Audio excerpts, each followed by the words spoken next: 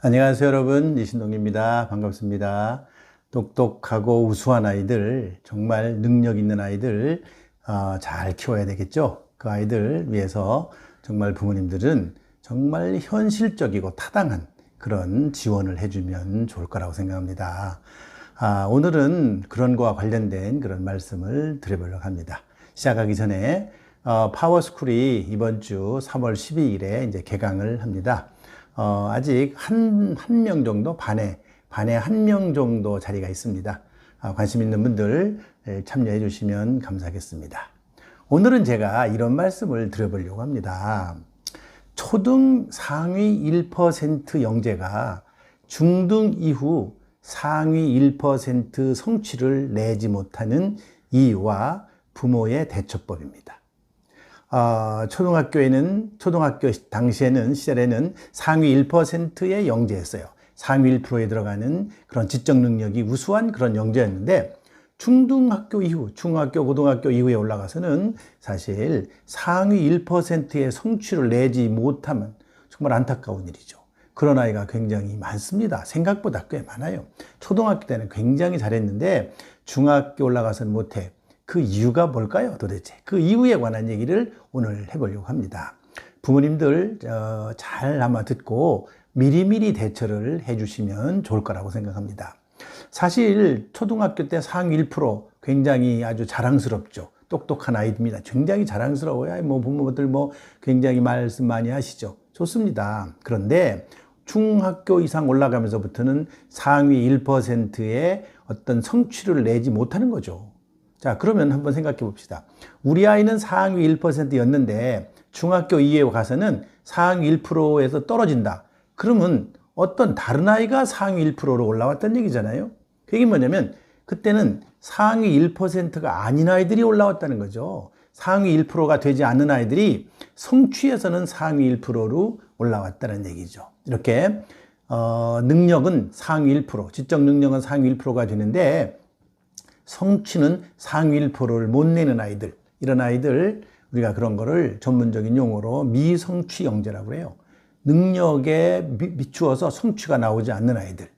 그런데 비해서 또 반대로 능력은 상위 10%입니다. 상위 10%, 상위 5%에 들어가는데 성취는 상위 1%에 들어가는 성취를 보인다. 그런 아이를 과성취라고 해요. 과성취. 오버어치버라고 그러거든요. 우리가 언더어치버, 오버어치버 그런 말을 씁니다. 자, 그래서 오늘 그러면 이렇게 미성취, 능력에 비해서 성취가 낮은 아이들, 이런 아이들이 왜 그런 일이 벌어질까 하는 얘기를 세 가지로 압축해서 말씀을 드리겠습니다. 첫째는요, 바로 이런 겁니다. 학습 동기의 부족이에요. 지적 능력이 높아도, 사실은 상당히 높아도 학습 동기가 점점 떨어져 가면은 그렇게 되는 거예요. 학습 동기라는 게 뭡니까? 바로 힘이에요. 동기라는 것은 내가 행동을 하게 하는 힘이에요. 힘. 행동의 에너지예요. 에너지. 즉 다시 말해서 학습 동기가 부족하다는 얘기는 바로 에너지가 부족하다는 거야. 학습을 하는 데 있어서 에너지가 부족한 거죠. 이 에너지가 왜 부족할까요? 너무 어릴 때 너무 많은 에너지를 써버리면 중고등학교 가서 쓸 에너지가 부족할 수밖에 없잖아요. 마라톤 봅시다. 마라톤. 자, 마라톤은 42km를 뛰는 거잖아요. 초장 한 10km에 너무 많이 뛴 사람은 나중에 40km 근처에 가서는 지쳐가지고 40km까지도 안 가요. 한 30km에서 다 뒤처지게 되는 것이 굉장히 많습니다. 바로 그래서 전체 밸런스를 보고 뛰어야 돼요. 여러분들 훌륭한 마라토너, 마라톤 선수들은요, 밸런스를 잘 따지는 거예요. 내가 10km 때 뛸 거, 20km에, 30km에, 40km에 어떤 속도를 뛰어야 되는지를 잘 알고 있는 그런 선수들이 바로 우승을 하는 것이죠. 이 학습 동기가 부족하다는 것 중에 우리가 조금 더 세부적으로 보면은 목표 의식이 약하다는 겁니다. 목표 의식이 약해요. 나는 뭐를 하겠다. 나는 뭐가 되겠다. 이런 목표 의식이 말로만 있어요. 말로만. 나는 의사가 되겠다. 요즘 그런 사람 되게 많죠. 그런 아이들 되게 많죠. 의사가 되겠다. 좋습니다. 의사 좋아요. 나는 변호사가 되겠다. 좋아요. 변호사 중에서도 국제 변호사가 되겠다. 그런 아이들 많아요. 좋습니다. 그러면 그거를 달성하기 위해서 에너지를 가지고 밀고 나가야죠. 밀고 나가지 못하면 무슨 의미가 있나요? 그냥 중간에 목표만 가지고 뭐예요? 왜 어릴 때 보면은 너 앞으로 커서 뭐가 될래? 이렇게 물어보면은 대통령 되겠다. 이런 아이들 많지요. 좋아요. 그러면 대통령이 되기 위해서 네가 어떤 노력을 해야 되는지는 모르는 거죠. 아이한테 그런 거 물어보세요. 너 대통령이 되려고 했는데 너는 대통령이 위해서는 무슨 노력을 해야 되니? 몰라요. 아니, 이거는 너무나 황당한 목표죠. 이런 목표를 가지면 사실은 안 되는 거죠. 그리고 또 한 가지는 요즘에 제가 상담을 해본 결과 이런 아이들이 많아요. 아이들이 목표의식이 약해요. 굉장히 약하고 또 목표를 달성하려고 하는 그런 간절함, 이게 약해요. 이게 왜 오느냐면 너무 풍요로움 때문에 그래요. 너무 풍요롭게 키워요. 부모님들이 너무 아이들을 풍요롭게 키워. 다 해줘요. 뭐 공부만 하면 다 해줘.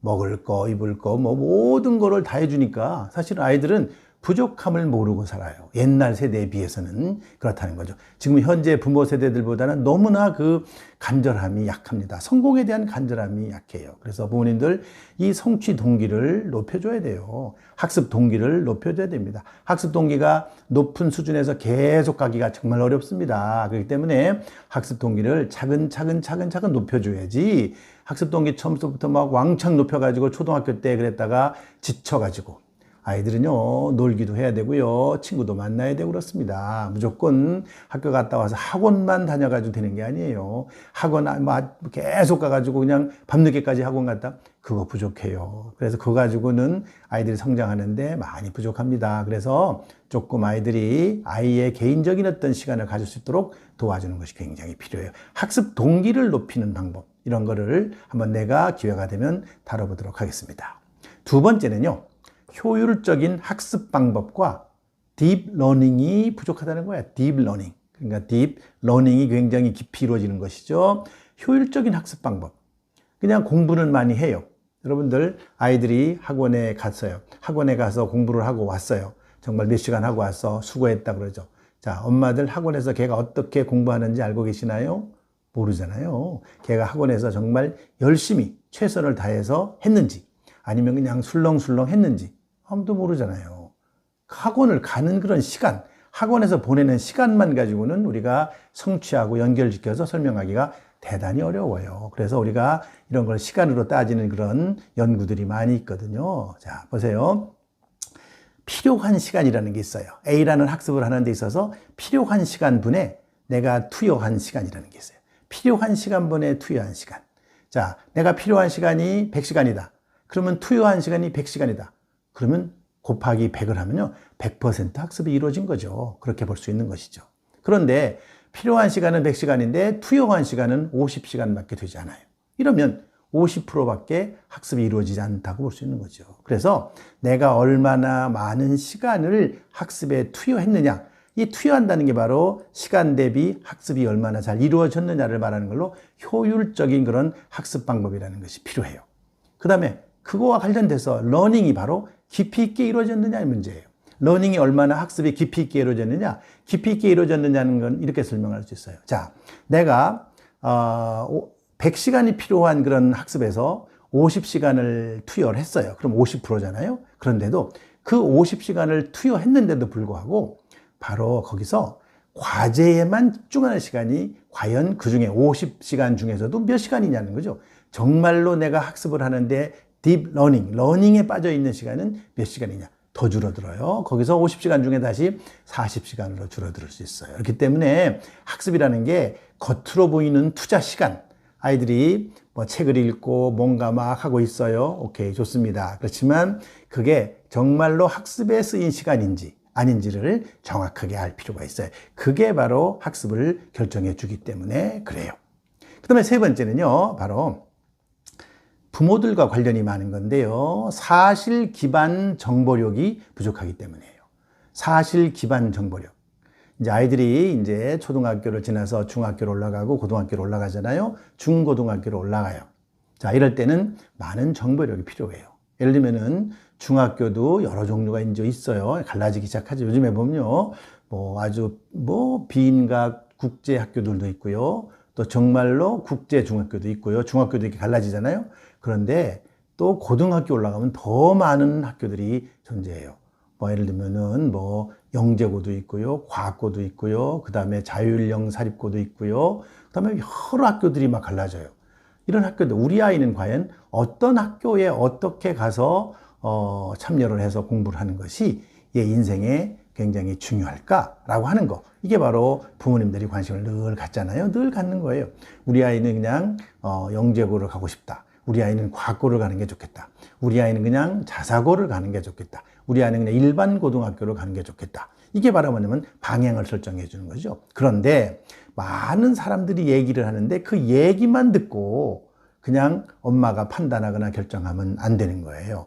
그러면 굉장히 많은 시간이 낭비될 수 있어요. 그래서 사실 기반, 팩트가 맞는 거예요. 팩트 베이스드. 그러니까 사실에 기반, 아주 사실에 맞는 그런 정보력을 잘 얻어야 돼요. 그런 정보를 잘 얻어서 우리 아이에게 잘 제공해 줘야 된다는 것이죠. 사실과 맞지 않는, 그냥 지나가는 사람들이 얘기하는 것처럼 황당한 얘기.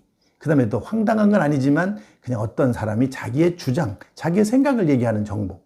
그런 정보에 너무 휩쓸리게 되면은 아이가 나중에 많은 시간을 허비할 가능성이 굉장히 많다. 이런 얘기죠. 제가 오늘 초등 상위 1% 영재, 이런 아이들이 중등 이후에 상위 1% 성취를 내지 못하는 이유, 그리고 부모들은 어떻게 해야 되느냐 관한 부모 팁을 드렸어요.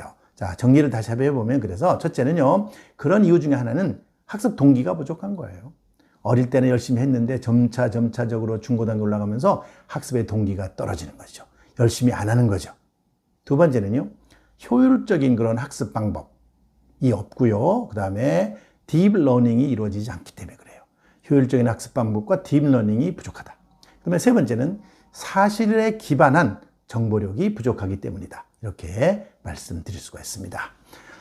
부모님들 늘 아이가 정말 영재예요. 상위 1%의 영재야. 이 영재인데 이 상위 1%의 영재가 꾸준히 상위 1%의 성취를 유지하면 얼마나 좋겠어요. 그건 가장 바람직한 일이죠. 그렇지만 그렇지 않은 아이들이 상당히 있어요. 그렇기 때문에 그렇게 아주 성취가 점점 떨어지는 그런 아이가 되지 않으려면 이런 거를 잘 염두에 두시고 이런 거에 관심을 가져서 아이를 집에서 지도해 주는 것이 필요하다고 생각합니다. 오늘은 여기까지 하겠습니다. 감사합니다.